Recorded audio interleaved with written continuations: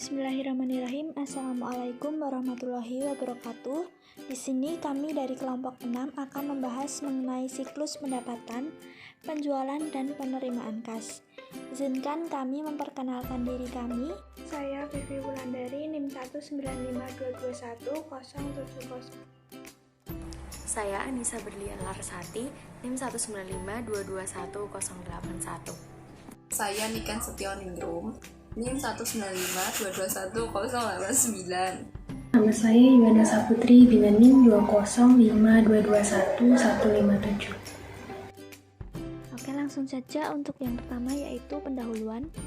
Siklus pendapatan merupakan serangkaian aktivitas bisnis dan operasi pemrosesan informasi terkait yang terus-menerus dengan menyediakan barang dan jasa kepada pelanggan dan menerima kas sebagai pembayaran atas penjualan tersebut, di mana pertukaran informasi eksternal yang paling utama dari siklus ini adalah dengan adanya pelanggan, di mana informasi mengenai aktivitas siklus pendapatan juga mengalir ke siklus akuntansi lainnya. Di sini tujuan utama siklus pendapatan yaitu menyediakan produk yang tepat di tempat yang tepat pada saat yang tepat untuk harga yang sesuai. Menurut Romi 2005, ada 3 fungsi dasar sistem informasi akuntansi dalam siklus pendapatan. Yang pertama, mendapatkan dan memproses data mengenai berbagai aktivitas bisnis. Yang kedua, menyimpan dan mengatur data tersebut untuk mendukung pengambilan keputusan. Dan yang ketiga, memberikan pengawasan untuk memastikan keandalan data serta menjaga sumber daya perusahaan. Terdapat beberapa fungsi yang terkait dalam siklus pendapatan, yaitu ada fungsi penjualan, fungsi kredit, fungsi gudang, fungsi pengiriman, fungsi penagihan, dan fungsi akuntansi. Fungsi-fungsi lain dalam siklus pendapatan yaitu semua transaksi yang telah diotorisasikan dengan benar, semua transaksi yang dicatat valid, semua transaksi yang valid dan disahkan sudah dicatat, semua transaksi dicatat dengan teliti dan akurat, aset dijaga dari kehilangan atau pencurian, dan aktivitas bisnis dilaksanakan secara efisien dan efektif.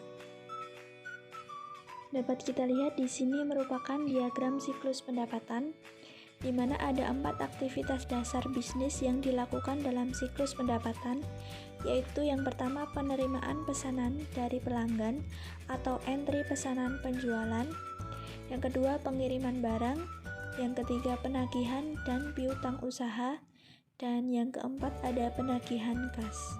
Penerimaan pesanan dari pelanggan, di mana proses entry pesanan penjualan mencakup 3 tahap yang dapat dilihat di diagram sebelumnya, yaitu mengambil pesanan dari pelanggan, memeriksa dan menyetujui kredit pelanggan, dan memeriksa ketersediaan persediaan. Setelah itu, proses entry pesanan juga memasukkan kegiatan terkait yang mungkin ditangani oleh bagian pesanan penjualan ataupun oleh departemen terpisah untuk pelayanan pelanggan, yaitu menjawab pertanyaan dari pelanggan. Proses yang selanjutnya yaitu proses pengiriman barang atau shipping, di mana proses pengiriman ini mencakup 2 tahap yang bisa pada gambar di samping.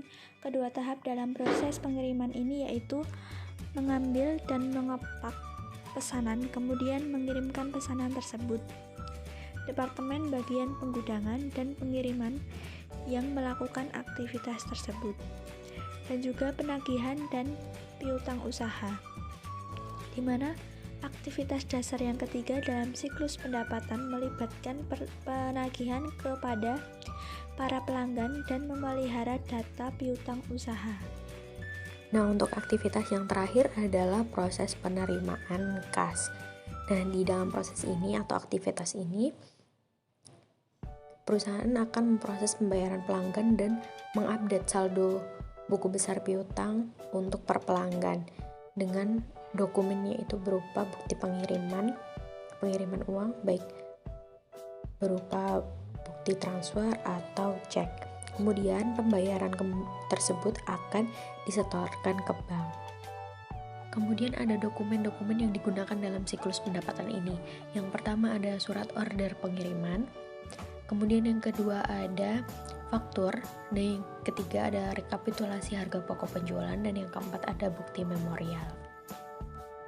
Nah, kemudian ada juga catatan akuntansi yang digunakan dalam siklus pendapatan. Untuk yang pertama ada jurnal penjualan, yang kedua ada kartu piutang, yang ketiga ada kartu persediaan, yang keempat ada kartu gudang, dan yang kelima ada jurnal umum. Untuk penjelasan setiap catatannya ini akan dibahas di video selanjutnya. Selanjutnya, catatan akuntansi yang digunakan dalam siklus pendapatan adalah yang pertama, jurnal penjualan. Nah, dalam catatan akuntansi ini, jurnal penjualan digunakan untuk mencatat transaksi penjualan, baik secara tunai maupun kredit. Jika perusahaan menjual beberapa macam produk dan manajemen memerlukan informasi penjualan menurut jenis produknya.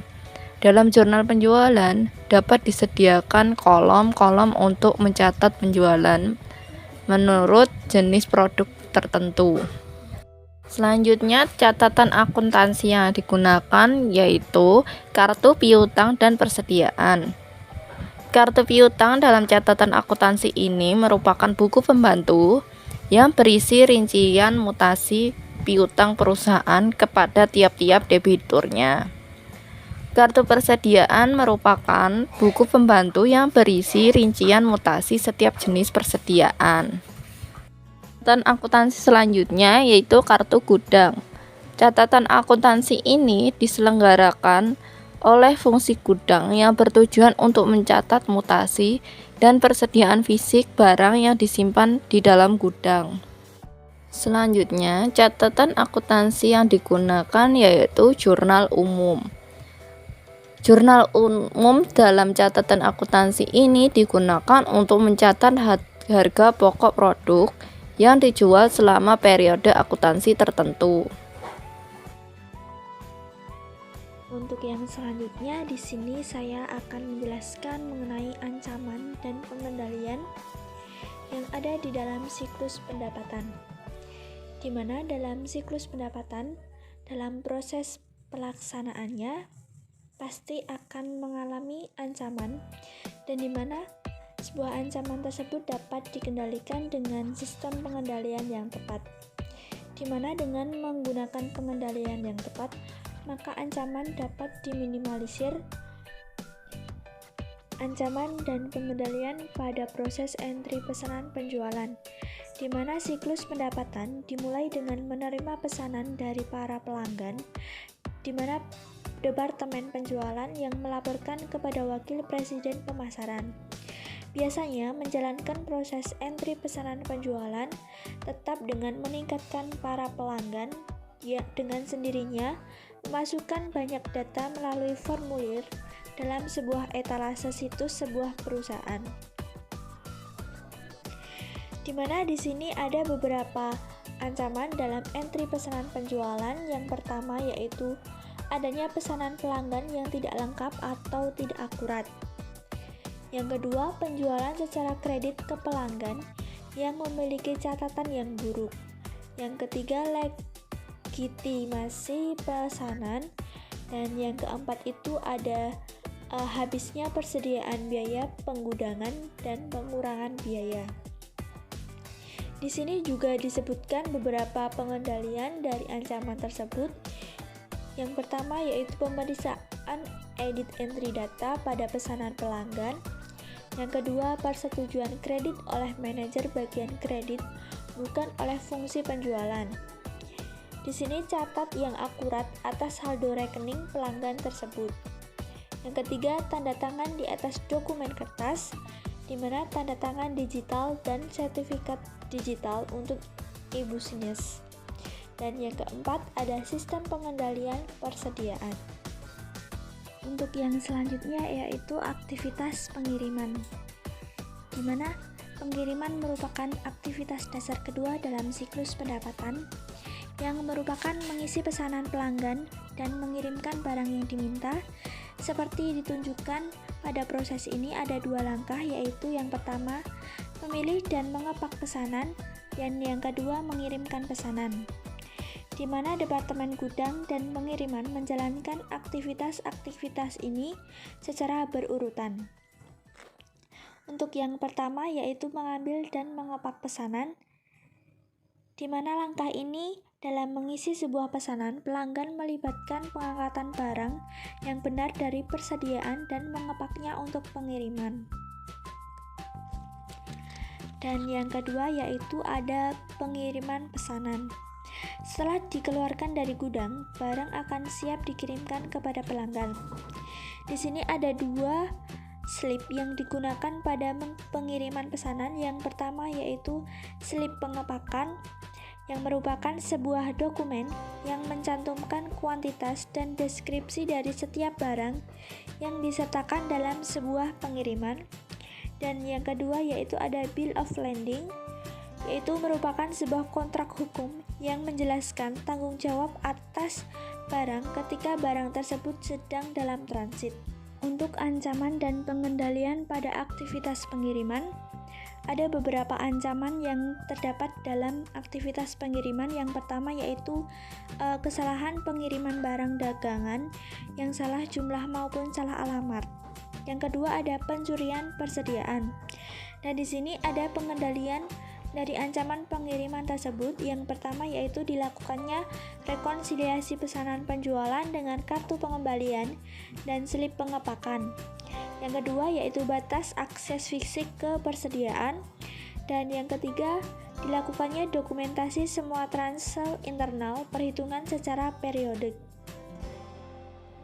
Untuk aktivitas selanjutnya yaitu penagihan dan piutang usaha, di mana aktivitas ini melibatkan penagihan para pelanggan yang menunjukkan bahwa aktivitas ini melibatkan dua tugas terpisah tetapi tetap terkait, yaitu menagihkan faktur dan memperbaharui piutang yang dijalankan oleh dua unit terpisah dalam Departemen Akuntansi.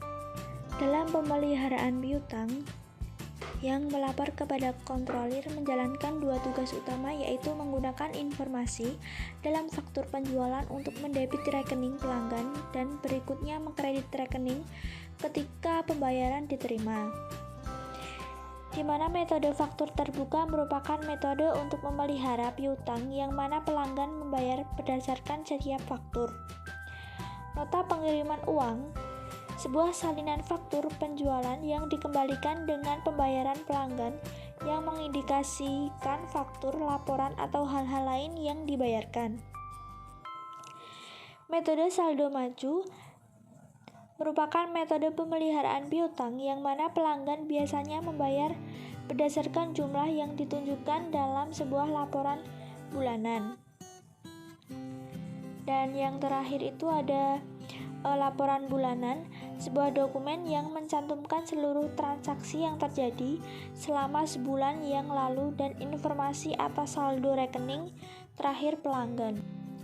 Untuk ancaman dan pengendalian pada aktivitas penagihan dan piutang usaha, di sini beberapa ancamannya yaitu yang pertama kegagalan untuk menagih pelanggan, yang kedua kesalahan dalam penagihan, yang ketiga yaitu kesalahan dalam memasukkan data ketika memperbaharui piutang.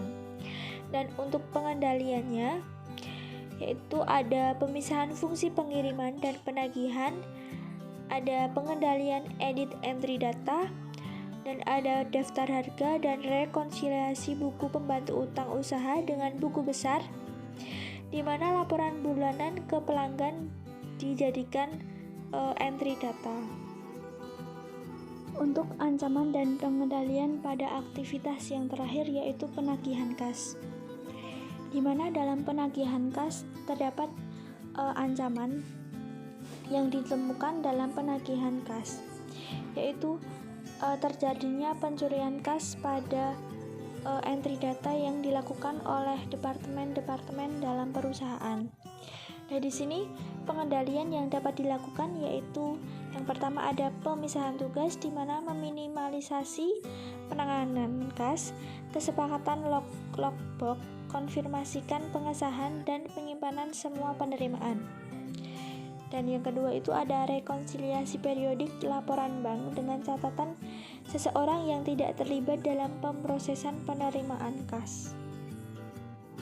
Untuk pembahasan yang terakhir yaitu masalah-masalah pengendalian umum pada siklus pendapatan, di mana di sini ada beberapa ancaman, yaitu kehilangan data dan kinerja yang buruk, di mana di sini pengendalian yang dilakukan dengan cara melakukan prosedur cadangan dan pemulihan dari bencana. Dengan dilakukannya pengendalian ini, akses data dapat dilakukan kembali dan melakukan persiapan dan tinjauan laporan kinerja pada perusahaan. Mungkin cukup sekian pembahasan dari kelompok 6 mengenai siklus pendapatan. Kurang lebihnya dari kelompok kami, mohon dimaafkan. Sekian, terima kasih. Semoga bermanfaat video pembahasan dari kami. Wassalamualaikum warahmatullahi wabarakatuh.